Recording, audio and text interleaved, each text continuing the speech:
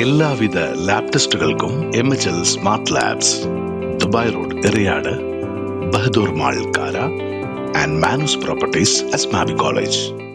Edavilanga service സഹകരണ ബാങ്കിന്റെ വാർഷിക പൊതുയോഗവും വിദ്യാഭ്യാസ അവാർഡ് വിതരണവും ഡിവിഡന്റ് പ്രഖ്യാപനവും നടന്നു. ബാങ്ക് പ്രസിഡന്റ് CM പ്രേമാനന്ദ് പരിപാടി ഉദ്ഘാടനം ചെയ്തു. 2026 ജനുവരി 1 മുതൽ ഡിവിഡന്റ് വിതരണം നടക്കുമെന്ന് പ്രസിഡന്റ് പൊതുയോഗത്തിൽ അറിയിച്ചു. TS സുരേന്ദ്രൻ അനുശോചന പ്രമേയം അവതരിപ്പിച്ചു. ബാങ്ക് സെക്രട്ടറി PS മായ റിപ്പോർട്ട് വരവ് ചിലവ് കണക്കുകൾ അവതരിപ്പിച്ചു. KK ഉണ്ണികൃഷ്ണൻ സ്വാഗതവും രാജേഷ് വെങ്കിടങ്ങി നന്ദിയും പറഞ്ഞു. ബാങ്ക് ജീവനക്കാർ, ഭരണസമിതി അംഗങ്ങൾ, സഹകാരികൾ എന്നിവർ പങ്കെടുത്തു.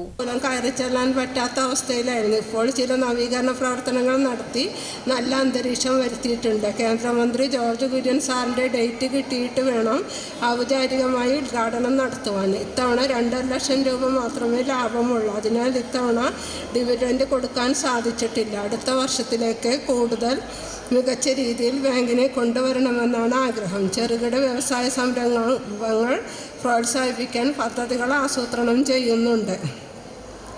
സാധാരണക്കാർ വളരെയധികം കഷ്ടപ്പെട്ട് സമ്പാദിച്ചിട്ടുള്ള ഡെപ്പോസിറ്റുകൾ സുരക്ഷിതമായി സൂക്ഷിക്കേണ്ട ബാധ്യത ബാങ്കിനുണ്ട്. കേന്ദ്ര ഗവൺമെൻറ്റോ സംസ്ഥാന ഗവൺമെൻറ്റോ 1 രൂപ പോലും തരുന്നില്ല. ബാങ്കിന് ആവശ്യത്തിന് വിഭവശേഷിയും ഡെപ്പോസിറ്റുകൾ എപ്പോഴും പൈസ ആവശ്യപ്പെട്ടാൽ കൊടുക്കാനും ലോൺ ആവശ്യക്കാർക്ക് കൊടുക്കാനുമുള്ള കഴിവ് ഉണ്ട്. ഈ സാമ്പത്തിക വർഷം സിറ്റിംഗ് ഫീസ് 60 രൂപയിൽ നിന്ന് 100 രൂപ ആക്കിയിട്ടുണ്ട്. ഈ വർഷം 2.5 ലക്ഷം മാത്രമേ ലാഭം ഉണ്ടായിരുന്നുള്ളൂ. അടുത്ത വർഷം തൃശ്ശൂർ ജില്ലയിലെ ഏറ്റവും നല്ല ബാങ്കാക്കി ഉയർത്തിക്കൊണ്ടുവരണം.